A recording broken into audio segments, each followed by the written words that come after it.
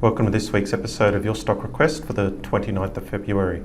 Hi, I'm Michael Gable, Managing Director at Fairmont Equities. Your Stock Request is the weekly video where I take your requests and analyse the share price charts. So this week we have National Australia Bank, the BetaShares Uranium ETF, Suncorp, BrainChip and People Infrastructure. So if you have a request, please send it through. Make sure you have signed up to the newsletter.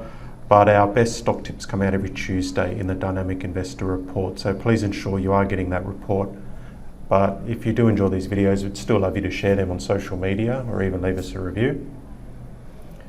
Our main business is on the management side, so if you'd like my personal help in managing your share portfolio, then please give me a call. And all the advice here is general only. So looking at NAB, we'll start off with a monthly chart. Just to put it all in perspective, obviously, big underperformance since the GFC. That was the all-time high. Quite an underperformance. But what we can see on this chart is, there is a resistance level. Looks like near $35. So we've had a few turning points there in the past. So it's entering a fairly major resistance zone. That's the weekly. Flicking over to the daily, still got a really strong trend. Yes, it comes up overbought, but you get that in strong trends. So look, it's maybe got another potentially $1 upside at best before it starts to hit that resistance. So look, no warning signs yet, but it is getting close to resistance. Okay, so the BetaShares Uranium ETF, we looked at this one in the Dynamic Investor Report a couple of times sort of last year and early this year. So you had this situation where you had the nice run up here in August, September, and then you had the consolidation that tightened up. So basically it was just a case of waiting for the breakout. So we got that breakout here. We could see a little bit of an increase in volume, and then the volume really pick up on the way up. So sort of classic upside break.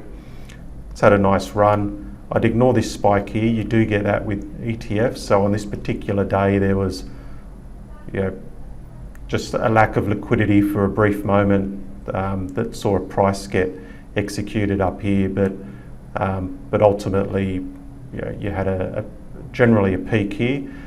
We've had a pullback, volume drying up as it started to fall, but volume picking back up now as it's sort of come back to retest that breakout, and now we've got sort of better volume as it's bouncing off that. So it seems to be finding good support here at $9. Suncorp, so we had this consolidation here, looked like in a sort of classic sort of symmetrical triangle.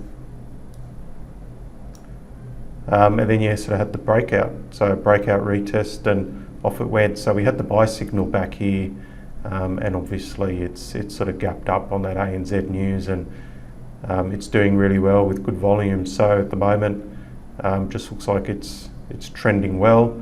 If we just move to a weekly chart,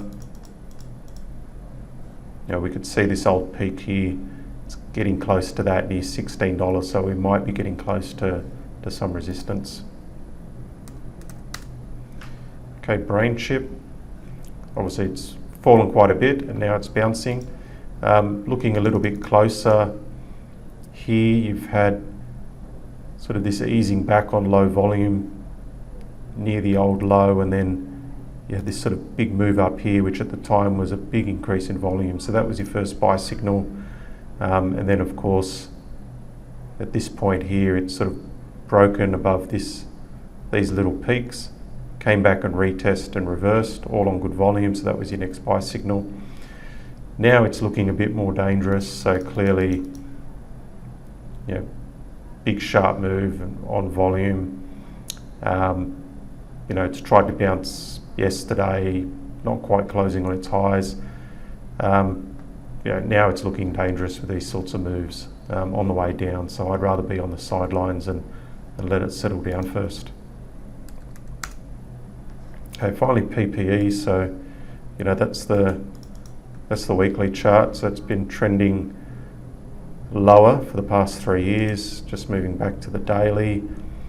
Look, there was a point here, so massive amount of volume on the low before bouncing, so could have been an exhaustive low at the time if you looked at that, and it started to improve, but this sort of sharp pullback in the past few days is a bit of a concern. We could see a bit of volume here on this particular day where on this particular day it sort of got dumped and recovered on good volumes, so that's okay, but it's not really following through on the upside. So I think it's way too hard to try to pick a low with what it's trying to do here. Ultimately we need to see some higher highs and higher lows, and then we can start to feel more confident there is a low. Okay, well that's all for this week. If you have a request, please send it through and I'll try to cover it next Thursday.